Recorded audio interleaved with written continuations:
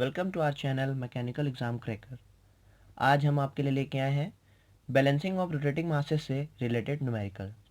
Balancing of rotating masses से related theory पिछले video में हम लोगों ने डिस्कस करी थी।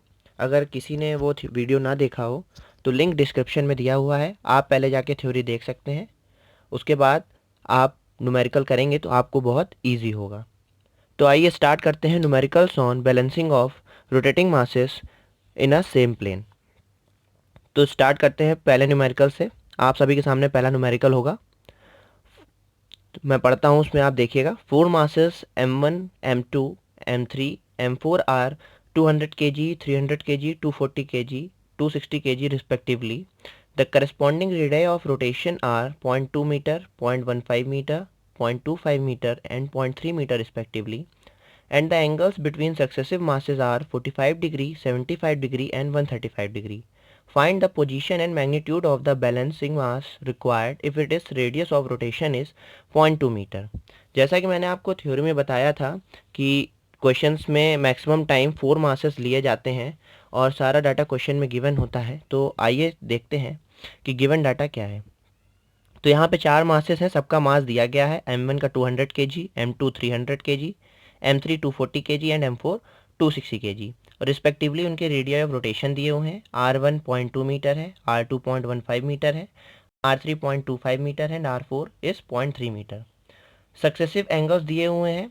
बैलेंसिंग और रोटेटिंग मासेस में जब हम लोग स्पेस डायग्राम ड्रॉ करेंगे तो हम लोग किसी एक मास को रेफरेंस एक्सिस मान लेते हैं, क्योंकि उसको मान लेने से क्वेश्चन बहुत इजीली सॉल्व हो जाता है। अगर आप कोई अलग से रेफरेंस एक्सिस लेंगे तो आपको सारे मासेस का पर्टिकुलर एक एंगल निकालना पड़ेगा। पर अगर हम लोग किसी एक मास को रेफरेंस एक्सिस मान के सारे मासेस को ड्रॉ करेंगे तो बहुत ही ईजी कैलकुलेशन हो जाता है।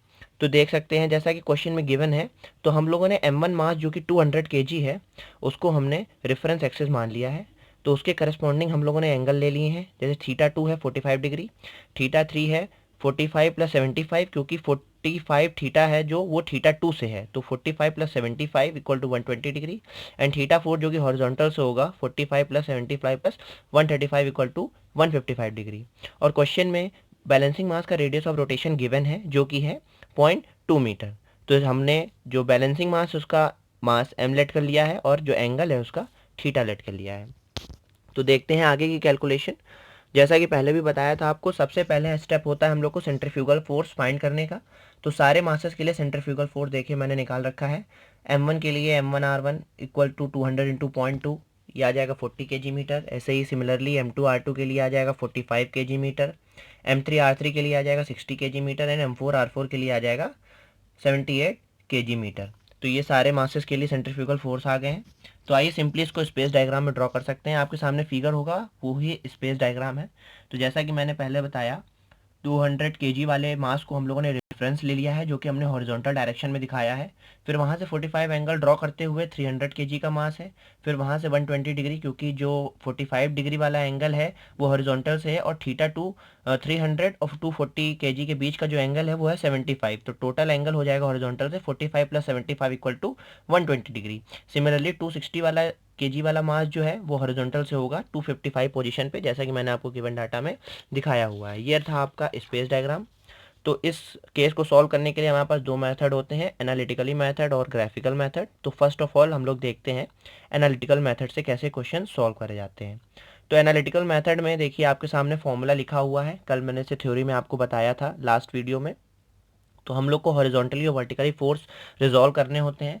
तो जब हम लोग हॉरिजॉन्टली फोर्स रिजॉल्व करेंगे तो हमारे पास एक फॉर्मूला आता है M1R1 cos θ1 plus M2R2 cos θ2 plus M3R3 cos θ3 plus M4R4 cos θ4। Theory में इसका आपको ब्रीफ डिस्कशन मैंने दिया था। अब सबकी वैल्यू पुट करेंगे। 40 cos 0 degree plus 45 cos 45 degree plus 60 cos 120 degree plus 78 cos 255 degree. सारी वैल्यूज़ गिवन है डाटा में, वहाँ से वैल्यू पुट करी तो हमारे पास जो हॉरिजॉन्टल डायरेक्शन में फोर्स है उसकी वैल्यू आ जाएगी 21.6 kg मीटर। सिमिलरली हमको वर्टिकल डायरेक्शन में रिजॉल्व करना है फोर्स को। तो देखिए जैसे फॉर्मूला आपके सामने लिखा हुआ है, M1R1 से उठा के पुट करनी है। θ1 θ2 θ3 θ4 सब कुछ गिवन है, मासेस भी सारे गिवन है, सेंट्रीफ्यूगल फोर्स हम लोग निकाल चुके हैं। तो जो वर्टिकल डायरेक्शन में एक फोर्स आ जाएगा उसकी वैल्यू आ जाएगी 8.5 kg मीटर। आप सभी को थोड़ा ध्यान देके कैलकुलेशंस करना है, लेंदी कैलकुलेशन है, कैलकुलेटर का यूज़ करते हुए सभी को करना है। तो हमारे पास आ गए हैं अब हॉरिजॉन्टल डायरेक्शन में फोर्स आ चुका है और वर्टिकल डायरेक्शन में रिजॉल्व करके फोर्स आ चुका है। तो नेक्स्ट स्टेप जो हमारा था वो था रिजल्टेंट काउंट करने का। तो रिजल्टेंट बैलेंसिंग मास का रिजल्टेंट कैसे आएगा, तो रिजल्टेंट का फॉर्मूला होता है under root of summation of F H square plus summation of F V square. तो नॉर्मली हम लोग बस में वैल्यू पुट करेंगे तो हमारे पास रिजल्टेंट कैलकुलेट करने के बाद आ जाएगा 23.2 kg मीटर। ये हमारा रिजल्टेंट है और हम लोग ये बात जानते हैं कि जो रिजल्टेंट है वही हमारा बैलेंसिंग मास का सेंट्रीफ्यूगल फोर्स होता है। और सेंट्रीफ्यूगल फोर्स का जो फॉर्मूला होता है वो सिंपली होता है m इंटू आर। तो हम लोग आपके सामने फॉर्मूला लिखा हुआ है तो नॉर्मली हम लोग रख देंगे उसको m into r equal to r is equals to 23.2। Question में आपने देखा होगा गिवन में मैंने बताया था रेडियस ऑफ रोटेशन गिवन है बैलेंसिंग मास का जो कि है 0.2 मीटर। तो यहाँ से आप देख सकते हैं कि स्मॉल m जो कि बैलेंसिंग मास है उसकी वैल्यू आ जाती है 116 kg। अब हम लोग को इस बैलेंसिंग मास का एंगल ऑफ इंक्लिनेशन निकालना है हॉरिजॉन्टल डायरेक्शन से, और हॉरिजॉन्टल डायरेक्शन में हमने रेफरेंस माना हुआ है 200 kg मास को। तो उस 200 kg मास से हमको इस बैलेंसिंग मास का डायरेक्शन चाहिए यानी थीटा की वैल्यू चाहिए। पर पहले थीटा की वैल्यू हम लोग फॉर्मूले से निकाल लेंगे जो कि होता है tan theta equals to summation of F V upon summation of F H. तो जो वर्टिकल डायरेक्शन में फोर्स है उसको डिवाइड करेंगे हॉरिजॉन्टल डायरेक्शन के रिजल्टेंट फोर्स से, तो वो हमारे पास वहाँ से tan थीटा की वैल्यू आ जाएगी 0.3935। तो फिर हम लोग tan इनवर्स लेके कैलकुलेटर से थीटा की वैल्यू निकाल लेंगे जो कि आएगी 21.48 डिग्री। पर जो ये थीटा की वैल्यू आई है हम लोग को ये हॉरिजॉन्टल डायरेक्शन से नहीं आई है, ये थीटा 3 मास से आई हुई है। तो हम लोग को हॉरिजॉन्टल डायरेक्शन एक्सिस से चाहिए कि टोटल जितनी हॉरिजॉन्टल से रिजल्टेंट बैलेंसिंग मास की जो डायरेक्शन है वो हमको मिले। तो इसमें हम लोग को 180 डिग्री का ऐड करना पड़ेगा क्योंकि हॉरिजॉन्टल डायरेक्शन 180 डिग्री का होता है और उसके नीचे ये और एंगल बना रहा है 21.48। तो इसमें हम लोग 180 डिग्री और ऐड करेंगे। तो आप देख सकते हैं आपके सामने लिखा हुआ है theta equals to 180 degree plus 21.48 degree. तो हमारे पास जो फाइनल रिजल्ट आ जाएगा थीटा का वो हो जाएगा 201.48 डिग्री। जैसा कि देखा आपने एनालिटिकल मेथड में खाली कैलकुलेशंस होती हैं, इक्वेशन को सॉल्व करने के बाद रिजल्टेंट आ जाता है, उससे हम लोग बैलेंसिंग मास निकाल लेते हैं और नॉर्मली फॉर्मूले का यूज़ करके थीटा निकाल लेते हैं, फिर उसमें 180 डिग्री ऐड करके फाइनल थीटा जो कि हॉरिजॉन्टल डायरेक्शन से आ जाता है। तो हमारे पास मास आ चुका है और थीटा आ चुका है। ये था आपका एनालिटिकल मेथड। एनालिटिकल मेथड कभी कभी क्वेश्चन में ज़्यादा मार्क्स से पूछा जाता है तो हम लोग को वैसे दोनों मेथड सॉल्व करने चाहिए, analytical and graphical both. But अगर कम मार्क्स में पूछा जाता है तो आप किसी भी मेथड से ट्राई कर सकते हैं। तो ये था आपका एनालिटिकल मेथड।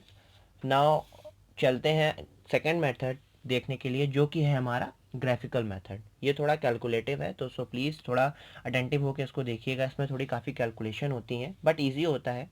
अगर एक बार समझ में आ गया तो आप बहुत ही ईजिली कैलकुलेशन कर सकते हैं। तो स्टार्ट करते हैं graphical method. First of all इसमें भी जैसे सारे स्टेप होते हैं सिंपली सबसे पहले हमको सेंट्रीफ्यूगल फोर्स सारे मासेस के कारण निकालना रहता है। तो आप सभी के सामने देखिए लिखा हुआ है सारे मासेस की वजह से मैंने सेंट्रीफ्यूगल फोर्स निकाल लिए हैं जो कि है m1r1 की value 40 kg metre and 45 kg metre for m2, 60 kg metre for m3 and 78 kg metre for m4r4। आप सभी इसमें कंफ्यूज नहीं हो क्योंकि सेंट्रीफ्यूगल फोर्स का फॉर्मूला होता है ओमेगा स्क्वायर आर। तो ओमेगा की वैल्यू तो इसमें ली नहीं गई है बिकॉज ओमेगा सेम होता है सभी के लिए, इसलिए हम लोग उसको नॉर्मली नेगलेक्ट कर देते हैं और खाली m इंटू आर जो कि डायरेक्टली प्रोपोर्शनल होता है सेंट्रीफ्यूगल फोर्स के उसी को हम लोग कंसिडर करते हैं। थ्योरी पोर्शन में इस पार्ट को मैंने काफ़ी ब्रीफली समझाया हुआ है तो आप उसमें जाके देख सकते हैं। नेक्स्ट आफ्टर दैट हमको तुरंत ही स्पेस डायग्राम बनाना होगा जैसे कि हम लोगों ने एनालिटिकल मेथड के पहले बनाया था। तो वैसे ही कैलकुलेशन के साथ 200 kg वाले मास को रेफरेंस लेके सारे मासेस को ड्रॉ करना है उनके रिस्पेक्टिव एंगल्स के अकॉर्डिंग। तो 300 वाला kg वाला मास जो है 45 डिग्री पे है, 240 वाला मास 120 डिग्री पे है एंड 260 वाला मास जो है वो 245 डिग्री पे है। तो नॉर्मली प्रोटेक्टर का यूज़ करके हम लोग सारे एंगल्स ड्रॉ कर लेंगे। देन उसके बाद आते हैं इसका जो मेन पार्ट है वो है force polygon, how to draw the force polygon. बहुत ही इंपॉर्टेंट पार्ट है इसका। तो फोर्स पॉलीगन को हमको सबसे पहले ड्रॉ करने के लिए हमारे पास एक स्केल होना चाहिए। तो जैसा कि मैंने आपको बताया था कि कैसे स्केल लेते हैं, यहाँ पे एक बार फिर से डिस्कस कर लेते हैं। तो हम लोगों ने सारे सेंट्रीफ्यूगल फोर्स निकाल रखे हैं। तो इस सेंट्रीफ्यूगल फोर्स में जो सबसे छोटी वैल्यू है वो है 40 kg मीटर। तो 40 kg मीटर को हम लोगों ने एक स्केल, सूटेबल स्केल ले लिया है। आप अपने अकॉर्डिंग कोई भी स्केल ले सकते हैं जिसमें आपको ईजिली कन्वीनियंस हो। तो मैंने 40 kg मीटर को 4 सेंटीमीटर ले लिया है। It means that 10 kg metre equals to 1 centimetre from the unitary method. Similarly आप सारे जितने भी वैल्यूज़ हैं सेंट्रीफ्यूगल फोर्स को सबको स्केल में कन्वर्ट कर सकते हैं। जैसे 45 kg मीटर को 4.5 सेंटीमीटर, 60 kg मीटर जो M3 के लिए है वो हो जाएगा 6 सेंटीमीटर, एंड जो 78 kg मीटर वो हो जाएगा हमारा 7.8 सेंटीमीटर। जब हमारे पास ये सारे स्केल आ जाएंगे उसके बाद हम लोग का काम स्टार्ट होता है फोर्स पॉलीगन बनाने का। तो आप सामने फोर्स पॉलीगन होगा, आप देख सकते हैं। तो फोर्स पॉलीगन में क्या करेंगे, सबसे पहले हम लोग स्मॉल ए से स्मॉल बी तक 4 सेंटीमीटर की एक हॉरिजॉन्टल लाइन खींच लेंगे जो कि M1 मास के लिए है हमारा। तो ये 4 सेंटीमीटर की लाइन है और एरो का डायरेक्शन इधर की तरफ दिखाया गया है। फिर आप स्पेस डायग्राम से 45 डिग्री का एंगल जो कि M2 मास बना रहा है, तो इसी सिमिलरली आप स्मॉल बी पॉइंट से 45 डिग्री का एंगल बना के 4.5 सेंटीमीटर की लाइन स्मॉल सी पॉइंट तक खींच सकते हैं। या तो आप रोलर स्केल का यूज़ करके स्पेस डायग्राम से पैरेलली लाइन लाके बी टू सी खींच सकते हैं। अगर आपके पास रोलर स्केल नहीं है तो आप नॉर्मली स्मॉल बी पर प्रोटेक्टर रख के 45 डिग्री का एंगल बना के 4.5 सेंटीमीटर की लाइन ड्रॉ कर सकते हैं। Similarly point C to small D 6 centimetre की लाइन हम लोग को ड्रॉ करनी है, बट उसी इंक्लिनेशन में जिस इंक्लिनेशन के साथ मास M3 जो कि 240 kg है स्पेस डायग्राम में आप देख सकते हो। तो पॉइंट सी से पॉइंट डी तक हम लोगों ने 6 सेंटीमीटर की लाइन ड्रॉ की है जो कि 120 डिग्री पर है हॉरिजॉन्टल से, बट जो θ2 है उससे 75 डिग्री पर है। तो स्मॉल सी से आप 75 डिग्री का एंगल बना सकते हैं, और या तो फिर रोलर स्केल की हेल्प से पैरेलली आप M3 मास को ले जाकर फोर्स पॉलीगन में ड्रॉ कर सकते हैं और 6 सेंटीमीटर की लाइन उसमें खींच सकते हैं। तो पॉइंट सी से हम लोगों ने 75 डिग्री का एंगल बनाया और फिर उसके बाद 6 सेंटीमीटर की line C to D draw करी। Then after that M4 mass के लिए जो कि 78 kg मीटर है उसका सेंट्रीफ्यूगल फोर्स और 7.8 सेंटीमीटर स्केल है। तो डी पॉइंट से हमको 135 एंगल की लाइन ड्रॉ करनी है, या फिर आप पैरेलली रोलर स्केल का यूज़ करके लाइन ड्रॉ कर सकते हैं। 135 एंगल पे डी से 135 एंगल बनाना है प्रोजेक्टर की हेल्प से, और 7.8 सेंटीमीटर की लाइन ड्रॉ करनी है स्मॉल ई तक। तो ये हमारा चारों मासेस के लिए फोर्स पॉलीगन आ गया। आप जैसा कि देख सकते हैं क्वेश्चन में कि हमारा फोर्स पॉलीगन है वो क्लोज नहीं है, लास्ट में एक ओपन देख सकता है आपको कि मैंने डॉटेड लाइन से शो किया हुआ है, क्योंकि हमारा जो फोर्स पॉलीगन है वो क्लोज नहीं था, तो मुझको क्लोज बैलेंस करने के लिए उसको क्लोज करना ज़रूरी था। तो मैंने डॉटेड लाइन से शो किया हुआ है और लिखा साइड में लिखा भी हुआ है रिजल्टेंट फोर्स। तो जो ए से ई होगा वो ऊपर की तरफ डायरेक्शन में हमारा रिजल्टेंट फोर्स यानी जो बैलेंसिंग मास का सेंट्रीफ्यूगल फोर्स है वो हमको देगा। तो अब हमारा जो फोर्स पॉलीगन है वो क्लोज हो चुका है, आप देख सकते हैं। तो इसका मतलब जो हमारा सिस्टम है वो टोटली बैलेंस है, बस हमको मेजरमेंट करके फाइनल आंसर हम लोग को निकालना है। तो जैसा कि फॉर्मूले के अकॉर्डिंग होता है नेक्स्ट स्टेप कि हमको जो ई ए रे है, रे ई ए जिसको हम लोग वेक्टर ई ए भी बोल सकते हैं, उसको नॉर्मली स्केल से मेज़र कर लेना है कितने सेंटीमीटर की है। तो वो स्केल मैंने कैलकुलेशन करने के बाद वो आती है 2.3 सेंटीमीटर की। आप जब फिगर बनाएंगे आप कुछ अकॉर्डिंग लेंगे स्केल, उसके अकॉर्डिंग आपका आएगा। अगर आप सेम स्केल लेते हैं तो 2.3 सेंटीमीटर आपका ई ए की लेंथ आएगी। तो मैंने फॉर्मूला बताया था आपको बैलेंसिंग मास का, M into r equals to E A into scale. Scale हम लोगों ने 40 kg मीटर को 4 सेंटीमीटर माना था, पर मैंने आपको थ्योरी पोर्शन में बताया था कि स्केल हमेशा यूनिट सेंटीमीटर के लिए रखते हैं। तो यूनिट सेंटीमीटर के लिए हमारा जो हो जाएगा वो 10 kg मीटर, मैंने आपको ऊपर बताया भी हुआ है। तो रेडियस ऑफ रोटेशन क्वेश्चन में गिवन है 0.2 मीटर, ई ए की लेंथ हमारी आई है 2.3 सेंटीमीटर, एंड स्केल हमारा है 10 सेंटीमीटर 10 kg मीटर। तो सारी वैल्यूज़ हम जब पुट करेंगे तो यहाँ से जो मास की वैल्यू होगी वो आ जाएगी 115 kg, मीन्स 115 kg। ये आपके बैलेंसिंग मास का मैग्नीट्यूड आ गया जिससे सिस्टम हमारा बैलेंस होगा। Now we have to find the angle of inclination of balancing mass from the horizontal mass 200 kg। तो 200 kg से हम लोग को हॉरिजॉन्टल डायरेक्शन में एंगल को मेज़र करना है। तो आप जो ई ए वेक्टर है उससे पैरेलली एक लाइन ले जाकर आप स्पेस डायग्राम में ड्रॉ कर सकते हैं।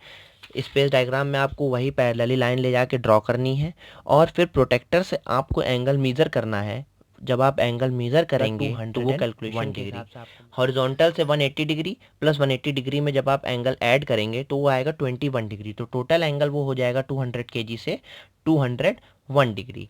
आपको ये बहुत ही इजीली स्केल के साथ करना है। आपको सब स्पेस डायग्राम और फोर्स पॉलीगॉन आपको बगल में बनाना है, जिससे कि आप इजीली स्केल का मूवमेंट कर सकें, आपको पेज को बार बार चेंज ना करना पड़े। मैंने लास्ट में आपको फाइनल स्पेस डायग्राम ये फिर से दिखाया है कि देखिए कैसे बैलेंसिंग मास कहाँ पे और किस एंगल पे लाई करता है उन चारों मासेस के साथ। तो ये फाइनल आपका एक स्पेस डायग्राम है जिसमें हमारा फाइनल आंसर है एम की वैल्यू 115 kg एंड थीटा की वैल्यू 201 kg। ये देखा आपने, आप सभी ने एक न्यूमेरिकल जिसको मैंने एनालिटिकल और ग्राफिकल मेथड बोथ से सॉल्व किया था, और कभी कभी एग्ज़ाम में दोनों मेथड पूछ लिए जाते हैं, तो आप इसको कर सकते हैं, देख सकते हैं। तो आइए चलते हैं एक और न्यूमेरिकल के लिए जिससे थोड़ा और क्लियरली आपको समझ में आए। तो नेक्स्ट न्यूमेरिकल आपके सामने ये देखिए, the four masses m1 m2 m3 and m4 having the radii of rotation 100 mm 120 mm 250 mm and 300 mm। सारे मासेस की रेडियाई ऑफ रोटेशन दिया है, means r1 r2 r3 and r4 की वैल्यू दी है respectively 100 mm 120 mm 250 mm and 350 mm। तो हम लोग इसको नोट कर लेंगे फ़ौरन। और मासेस की जो वैल्यू है 200 kg 250 kg 150 kg and 100 kg respectively, तो ये मासेस की वैल्यू है m1 m2 m3 and m4 की।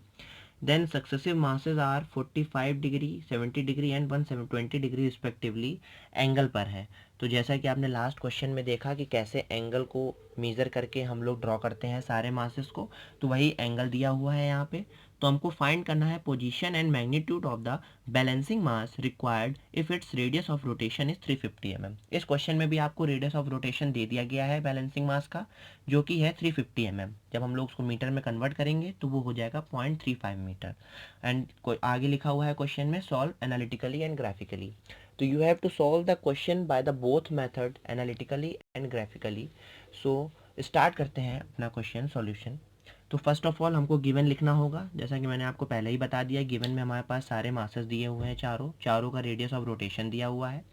तो हमको एक मास की वैल्यू हॉरिजॉन्टल ले लेनी है, जिससे हम लोग सारे रेफरेंस मासेस ड्रॉ कर सकें। तो हम लोगों ने m1 मास जो कि 200 kg है उसको हॉरिजॉन्टल डायरेक्शन में रेफरेंस के तौर पे यूज़ करा है।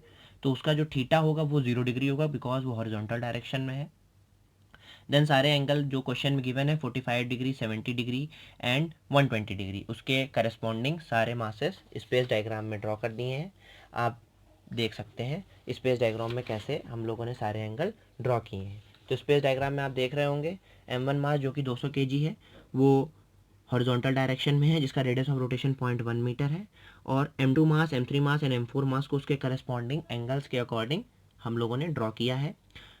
जो m2 और m3 के बीच का एंगल आपको क्वेश्चन में गिवन होगा और m3 और m4 के बीच का एंगल आपको क्वेश्चन में गिवन होगा, तो आपको हमेशा एंगल हॉरिजॉन्टल से निकालने हैं, ये बात ध्यान रखिएगा। डायरेक्ट वही एंगल मत पुट कर दीजिएगा, आपको हमेशा हॉरिजॉन्टल से एंगल निकालने हैं। तो हमेशा आप ये ध्यान रखिएगा कि जो बैक एंगल है वो उसमें ऐड होता चला जाएगा। जैसे m2 और m3 के बीच का एंगल दिया हुआ है 70 डिग्री, बट जो हॉरिजॉन्टल से m2 का एंगल है वो 45 डिग्री। तो दोनों एंगल जब ऐड होंगे तब हमारा m3 का हॉरिजॉन्टल से एंगल आ जाएगा, जो कि है 115 डिग्री यानी 115 डिग्री। सिमिलरली m4 के लिए हो जाएगा 255 डिग्री, जो कि हमारा 115 में हम लोगों ने 120 डिग्री को ऐड किया हुआ है।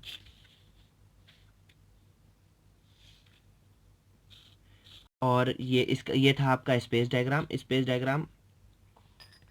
तो हमारे पास स्पेस डायग्राम बन चुका है। स्पेस डायग्राम के बाद तुरंत स्टेप हमारा अगला रहता है सेंट्रीफ्यूगल फोर्स फाइंड करने का। तो सारे सेंट्रीफ्यूगल फोर्स हम फाइंड कर लेंगे, F1 F2 F3 and F4 सारे मासेस की वजह से। तो आप देख सकते हैं, आप सभी के सामने फॉर्मूला लिखा है, मैंने सॉल्व करके भी दिखाया है। F1 की वैल्यू होगी m1r1 जो कि है 200 इंटू 0.1, जो कि हमारा आएगा 20 kg मीटर। सिमिलरली F2 होगा m2r2 30 kg मीटर। F3 होगा m3r3 37.5 kg मीटर। एंड जो F4 होगा मास 4 के कारण वो होगा m4r4, उसकी वैल्यू होगी 30 kg मीटर। तो उसके बाद स्टार्ट करते हैं हम लोग कैलकुलेशन। जैसे ही हमारा स्पेस डायग्राम बन गया ग्राफिकल मेथड में और हमारे पास सारे सेंट्रीफ्यूगल फोर्सेस भी आ गए, तो हमारा तुरंत स्टेप होता है फोर्स पॉलीगॉन ड्रॉ करने का। फोर्स पॉलीगॉन ड्रॉ करने के लिए हमारे पास स्केल होना चाहिए, जैसे कि लास्ट क्वेश्चन में हमने आपको बताया। तो इसमें सिमिलरली जो सबसे छोटी वैल्यू है सेंट्रीफ्यूगल मास की, फोर्स की, वो है 20 केजी मीटर। तो 20 केजी मीटर को लोगों ने 1 सेंटीमीटर मान लिया है। देखिए जैसे आप देख सकते हैं सामने आप सभी के, m1 की वजह से जो फोर्स है सेंट्रीफ्यूगल उसको हम लोगों ने 1 सेंटीमीटर मान लिया है, और उसी के पर्सपेक्टिव में सारे स्केल हम लोगों ने निकाल लिए हैं। तो 30 केजी मीटर हो जाएगा हमारा 1.5 सेंटीमीटर, 37.5 केजी मीटर हो जाएगा 1.87 सेंटीमीटर, 30 केजी मीटर हो जाएगा हमारा 1.5 सेंटीमीटर। तो चारों मासेस की जो स्केल हम लोगों ने मेज़र करें वो हम लोग के पास आ चुके हैं। तो हम लोग ड्रॉ करते हैं फोर्स पॉलीगन। फोर्स पॉलीगन जैसे कि लास्ट क्वेश्चन में बताया बहुत ही सिंपल है, आपको बस अपने स्केल के अकॉर्डिंग लाइंस ड्रॉ करनी है। जैसे स्पेस डायग्राम में आपने सारे मासेस की पोजीशन दी है एंगल्स पे, उसी एंगल्स को पैरेलली ड्रॉ करना है, या तो आप फोर्स पॉलीगन में भी वो एंगल बनाकर अपनी लाइन ड्रॉ कर सकते हैं। तो ओ से ए ले स्मॉल ओ से स्मॉल ए पॉइंट तक हम लोग 1 सेंटीमीटर की लाइन खींचेंगे। Then small A to small B 1.5 centimetre की लाइन खींचेंगे 45 डिग्री पर, या फिर रोलर स्केल का यूज़ करके आप M2 मास से parallelly line small A to B तक खींच सकते हैं 1.5 सेंटीमीटर की।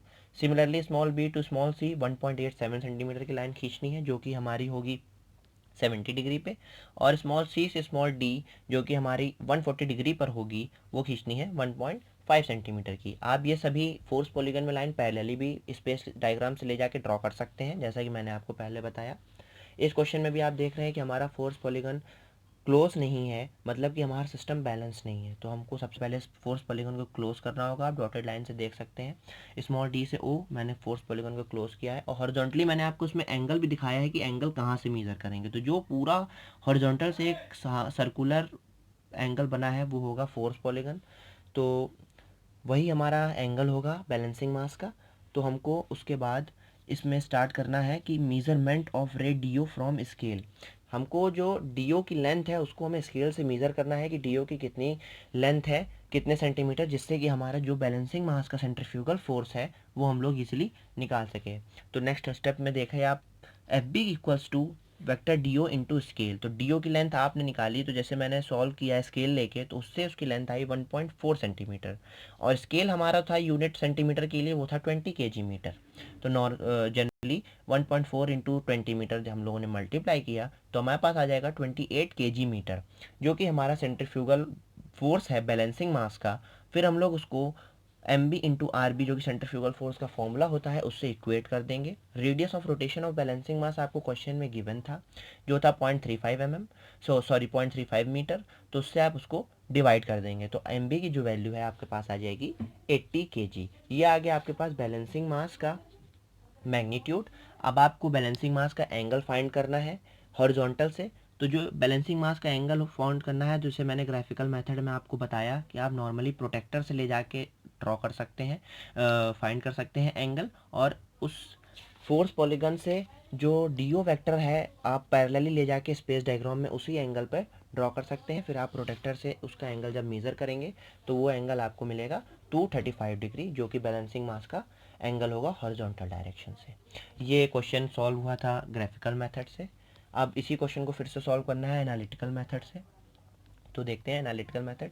तो एनालिटिकल मेथड में हमको बस वैसे ही हॉरिजॉन्टली फोर्स को रिजॉल्व करना है, देन वर्टिकली रिजॉल्व करना है, then we have to find the resultant and the angle theta.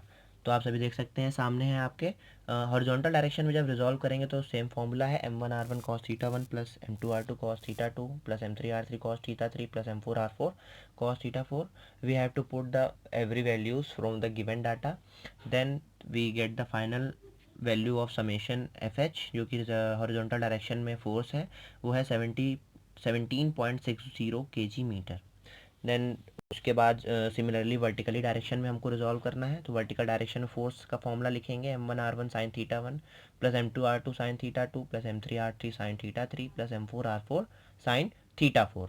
सारी वैल्यूज़ पुट करेंगे तो वर्टिकल डायरेक्शन में हमारे पास आ जाएगा 26.21 केजी मीटर। ये हमारे पास हॉरिजॉन्टल और वर्टिकल डायरेक्शन में फोर्स आ गया। उसके बाद हमको रिजल्टेंट निकालना पड़ेगा, जिसका फॉर्मूला होता है summation F H square plus F V square under root.